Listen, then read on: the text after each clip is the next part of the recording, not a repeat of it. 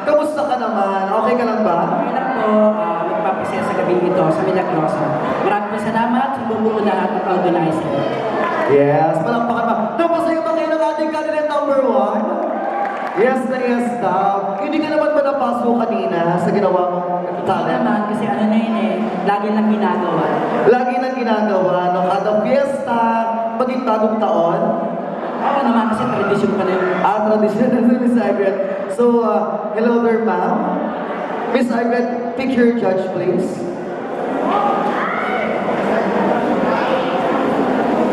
Thank you so much, Miss Ay, sabi sa akin, Miss Agret, English o Tagalog. Hindi ko po masasagot yan. Malalaman po natin yan sa ating mga judges. We have here your judge, Judge number 4. Wow, our judge number 4 from Sexy Babe of Showtime, Miss Eliza. Hello po, good evening. Maganda gabi po. Ang ganda-ganda niyo po tonight, rather. My question po is, what is the essence of being part of the LGBTQIA+ community? Again, what is the essence of being part of the LGBTQIA+ community? Sa bawat barangay po ng LGBT, may bawat barangay. Kaya po nangyari ito para magkaroon po ng pagkakaisa, pakumbaba, at samahan at respeto sa bawat tao sa araw-araw. Sa bawat ngayon po na nangyayari po ngayon po ay Pasko Bagong Taon, sa pagbibigay po lahat ng mga LGBT, kagaya po na matanda na po, senior citizen, ay bigyan po ako ng edukasyon para makatulong sa tao. Yung po lang po. At magandang gabi sa Inay.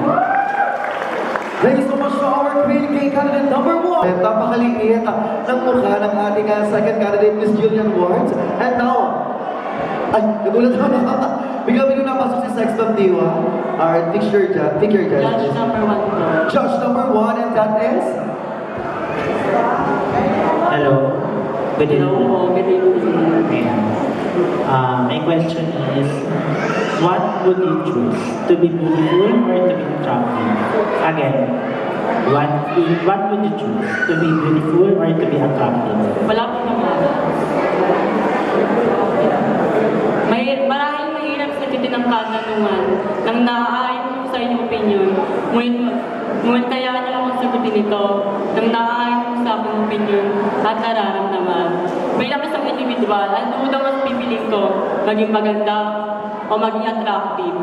Mas pipiliin ko po ang maging maganda. Dahil bilang isang individual, kaakibat ko ng pagiging maganda, ang pagiging attractive. Dahil bilang isang individual, naniniwala po ako na ang tunay na kagandahan ay hindi nakikita sa panglabas na kaanyuan, bagkus ang tunay na kagandahan ay nakikita sa pangloob na kaanyuan. Ay kung paano ka makisama sa iyong kapwa, magiging ma-attractive ka kung maganda ang kalooban mo at marunong ka respeto bilang isang tao. Because ladies and gentlemen, whatever you do for the day should always be the mirror and reflection of your tomorrow. Na naniniwala mo ako, kung meron kang maganda na namumutawi sa iyong puso, pag meron ka neto, wala kang talo. Thank you. Thank you so much, Queen King candidate number 2, Miss Julian Ward. Hello there, Miss Matman. Hello. You know what?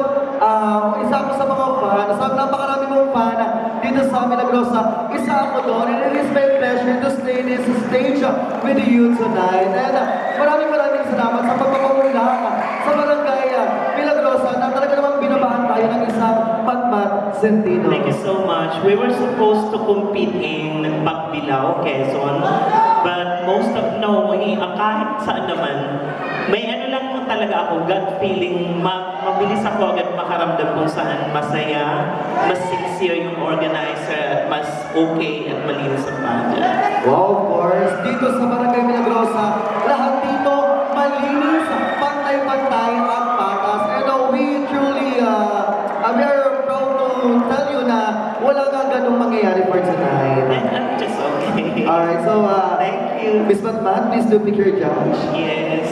And, ano po? I love you too. So, I have chosen the Honorable Judge number 3. Alright, judge number 3. Hi, ma'am. Good morning, Honorable Panel. Good evening. Hello po. So, yung question ko, ano ang isang katangian mo bilang isang membro ng LGBTIQA+ community na talagang pinagmamalaki mo at bakit? Mahirap. On my part, it was too hard because every time I join a pageant, most of the time, to be honest, my real age is 47 years old. I've been into the pageant for almost 3.5 decades. So I started 13 years old. So most of the time, I was overused with many things, lalo-lalo na sa mga nakakakilala sa akin. They always say, why are you still joining? Ang tanda mo na, ang taba mo na. There's quite an extent of compassion in me, that there's still an excitement every time I see the stage. It's not because dahil ako nakakalamang o ano, dahil sa experience. One thing, before I say what's that specific characteristic that I have, it's because of the pageantry. 8 kasi kami sa magkakapatid. 8 of my younger brothers and sisters graduated in college because of me joining the beauty pageant. And on behalf of that, I'd like to say that there's nothing wrong when your wisdom, when you share things, when you give everything that you have, when the empathy collides from your holistic being and the personality that you have. And one thing I should say is, simply it's just about passion. Kayo nga, sasabihin ng mga matatanda, magkakasakit ako pag hindi ako magtrabaho. Kung sa negatibong parte naman, hindi ka makagamit ng pinagbabawal na gamot kasi na-addict ka. On my part, it's a good addiction because I love to entertain, I love to share my talent, I love to share my wisdom. It's all about here. And although, of course, andyan na naman ang TikTok and social media, I'd like to state this. Regardless how you bash me because of my body and the longevity I've been here, remember this word. To be in the business of trans pageantry that long is not an easy part, competing with this very young and fresh candidate. But it is your heart that derives to everyone, that no one can dictate. Because at the end of the day, it is your happiness. Not everyone. So no one has the right to take the opportunity to take that away from you. Kaya lagi kong sinasabi, hanggat kaya pa ng tuhod ko, kahit masakit ang rayuma ko, kalabaw lang ang tumatanda, dahil mahal ko ang ginagawa ko, iiwan ko bawat lugar, manalong matalo, ang matiwasay at may pagkakapulutang-aral, dahil hindi ako papayag na ako si MATRICAMAE MAT-MAT CENTINO, rumang pa lang at nagpaganda, walang iniwang aral sa lugar ng barangay na ito. So I should say, it's always my passion, kaya ipagpaumanhin sa iba na lagi akong question. There's only one thing, hindi mo yan kasi makukuha, hindi mo yan mahanap, hindi biro ang magbiyahe ng 3 dekada kakasali sa contest dahil gusto mo lang manalo. It is because you love what you do. Thank you.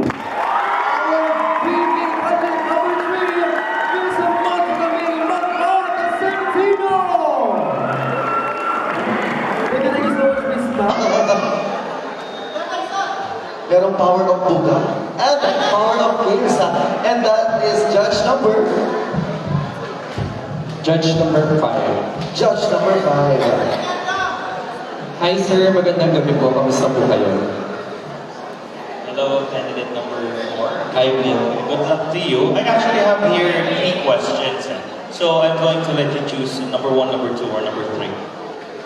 Number 3. Number 3. Okay, so good luck to you, and I hope you answer answer this smoothly. Bagyong Paeng devastated parts of our country. If you are given the chance to help affected people, what type or kind of help would you give them and why? Would you like me to read it again? Alright. Bagyong Paeng devastated parts of our country. If you are given the chance to help them or to help the affected people, what type or kind of help would you give them and why? Okay, maraming salamat po sa napakagandang katanungan. Anong-ano po ba ang klaseng pagtulong ang aking ibibigay sa mga nasalanta ng Bagyong Paeng? Well, ladies and gentlemen, ang klase po ng pagtulong, ito po ay ang pagbibigay po ng relief goods sa mga bawat Pilipino na nasalanta ng bagyo. Well, ladies and gentlemen, in between, alam naman po natin lahat na kapag tayo ay nasalanta ng bagyo, wala pong ininira ito sa atin. Marami pong mawawala ng trabaho, walang kita sa pang-araw-araw dahil po nasalanta sila ng bagyo. Pagkos, ang aking pagtulong po sa pamagitan po ng relief goods, ayun po ay makakatulong sa kanilang pamilya upang mairaos po ang kanilang pang-araw-araw na buhay. Yun lamang po ang aking tungkat at sagot. Walang halong palapalabok. Maraming salamat po. Thank you so much, Queen. Candidate number 4, Miss Jane. Parang yung napansin ko na pangilang ang palimunan ng gown niya. Actually, this will be my third one po. And the reason behind this is that because I own a rental shop. Wow! At the early age of 19, I actually work as a call center agent, and I just realized that in life you need to always invest because you have to do something for the future. After all, if you're not going to do anything about your future, then there's nothing gonna happen. Indeed. Once again, candidate number 5, Jane Adelia. Hindi pa ba? Akala mo tapos yung Q&A agad natin, Miss Jane. Kasi na talaga ng mga sumagot agad si Miss Jane. No? And here is your judge. We have here judge number 2. Hello. Hello, sir. Good evening po. So your question is, what do you think is the most powerful word and why? Again, sir, please. What do you think is the most powerful word and why? Alright, I believe that there are so many words that exist in our world. There are a lot of good words and bad words that really do exist. But then again, I am being asked, what is the most powerful word for me? Of course, that is something that comes from the heart. That is love. Why? It is because with everything that is going on around our world, there's a lot of heinous crimes, there's a lot of people hurting each other. A lot of people tend to judge one another so that they're going to be pulled down in achieving their dreams. But just come to think of it, if you are giving love to people who are down and in a situation that is so negative, they could feel loved, they could feel motivated, and they could be encouraged to do better. Because after all, even you're just one person, if you're giving love to others, they would be inspired to become a better version because there's always one person who's believing in them. Thank you. Once again, a Queen Bee, candidate number 5, Miss Jane Zilion. Hello there, Miss Barbie. Good evening, everyone. Wow, Miss Barbie, ilang ang maleta ba ang dala mo for tonight? I mean, syempre yung mga nagpapageant dyan, ilan ba ang inyong pinaprepare na maleta? Since malayo kami, isa lang pong malaking maleta para madaling bitbitin. Isang malaking maleta, pero ilang gown yung laman nun usually? I have 3 gowns. 3 gowns for tonight? Yeah. 3 beautiful gowns, and I believe this is the last one, right? Oh, may pasabog pa ako sa door. May pasabog pa sa coronation. Alright, so Miss Barbie, be your judge, please. Ang liliit ng mukha sa malapitan kasi liit ng mukha ni Sir Joel. I think judge number 4. Judge number 4, thank you so much. And that is Judge Miss Eliza. Hello, good evening. Good evening, ma'am. My question is, how different would the world would be if a part of LGBTQIA+ community were to rule the world? Again, In Tagalog, ma'am. let me translate in Tagalog. Ano ang magagawa o paano matatransform ng isang part ng LGBTQIA+ community ang mundo kung sila, if they were to rule the world? Again, ma'am, the rule the world. If they were to rule the world, kung sila ang mamumuno sa mundo, Okay, ladies and gentlemen, as a member of the LGBT, mababago ho natin ang ating mundo sa pamamagitan ng tinatawag natin acceptance in this world. Because we are all knows that as a part of the LGBT community, it's hard. Dahil kami po minsan ay nilalait, kinukutya, at kami po ay pinagtatawanan ng mga kalalakihan at mga normal na tao dahil minsan sinasabi nila na kami daw po ay hindi parte ng ating mundong ginagalawa. Ladies and gentlemen, as a part of the LGBT, marunong po kaming respeto sa kapwa naming tao, mapalalaki o mabababae. Because I always believe, according to the book of John, there is neither Jew nor Gentile, neither slave nor free, neither men or a woman, for all equal in Christ Jesus. That's why spread love, no matter what gender you are. Because as long as your heart, definitely, ang puso, ang pinakamagandang ibibigay mo sa kapwa mo tao. Dahil naniniwala po ako na sa parte ng LGBT community ay may tinatawag tayong bahaghari. Sabay-sabay natin iwagayway ang banderang bahaghari because we LGBT community are the supercalifragilistic expialidocious created by God. And that thing is the most essential thing that God given to us. Because always remember, LGBT is not all about lesbians, gays, bisexual or transgender. Because the real meaning of LGBT, life gets better if we are together. That is my straightforward answer. No more, no less. That is what you call bullseye. Thank you so much. Thank you so much for this Barbie in my God. Talaga naman, Sunny, kagaya na nasa motto mo kanina, shine like the star.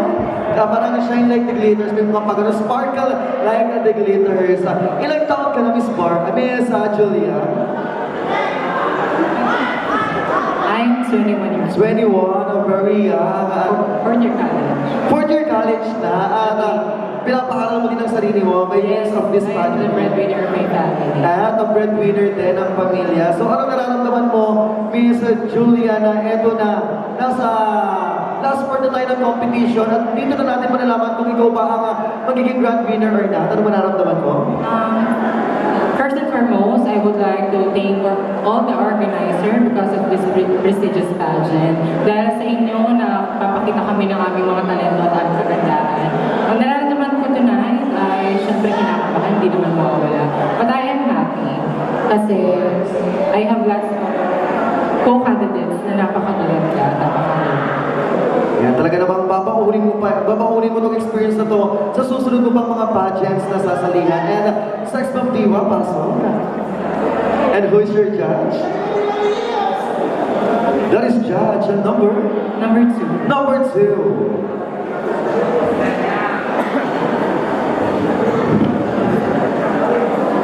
And good evening. Good evening, sir. Ayan, so, nasabi mo na breadwinner ka. Yes po. So, aside from being a breadwinner to your family, what do you think is the greatest challenge that you encounter in life? Can you repeat the question, sir? Aside from being a breadwinner to your family, what do you think is the greatest achievement? The greatest challenge did you face in your life? Aside from being the breadwinner of my family, ano nga po daw ba ang isa sa mga challenges na naranasan ko bilang isang parte ng LGBT? Hindi na po ako lalo. Yun po ay tinatawag nating diskriminasyon. Na hindi porket bakla ako, bakla kami. Ay nilalait na po kami sa umagahan, kinukutsa sa tanghalian at kung anong sinasabi sa hapunan. I always believe na hindi po gender ang sukatan para respetuhin ka ng tao. Dapat po nating ina-apply sa ating sarili ang tatlong salitang ito, which is love, respect, and acceptance. I always believe na ang tao ay marunong magmahal, marunong rumespeto, at marunong tanggapin kung ano man at kung sino man ang nakakasalumuha. Naniniwala ako, magiging maganda ang bansa at ang ating komunidad. I always believe in a Latin phrase that hagas oke, hagas kursoy. Siyempre, espejo reflecta iyo mañana or anuman ang gawin mo sa inyong hinaharap. Yun po ay mangyayari sa iyong kasalukuyan. Correct me if I'm wrong, follow me if I'm right. That is my humble opinion. Thank you so much. Thank you so much, Pretty Candidate number 7, Miss Julia Barreto. Thank you so much, Miss Julia.